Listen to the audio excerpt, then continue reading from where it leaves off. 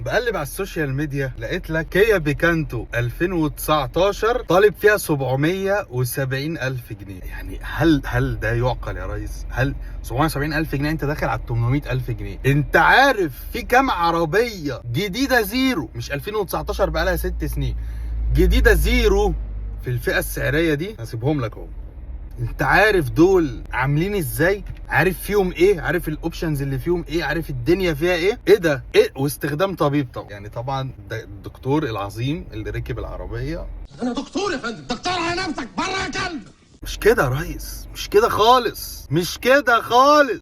هقول ايه طيب؟ ما ينفعش يا ابني، ما فيش، مش الارقام دي مش موجوده يا ابني. هي بيكانتو دي عربيه يا ابني، هي بيكانتو دي عربيه، هي بيكانتو دي ايه في عالم العربيات يا ابني؟ يا ابني ده قد كده. ده كيا في مصر هنا هتقفل عربيه محلي. يعني بسالهم هتبقى ايه؟ انا متوقع هتبقى البيكانتو. ما البيكانتو خلي بالك ناجحه برضه، عربيه بتبيع، بس هي في عالم العربيات مش عربيه. يعني قال لك لا مش هنقفل البيكانتو، ده هيجيبوا عربيه تانية خالص. طب انت معلم يعني معلم الشركه لغت العربيه اصلا.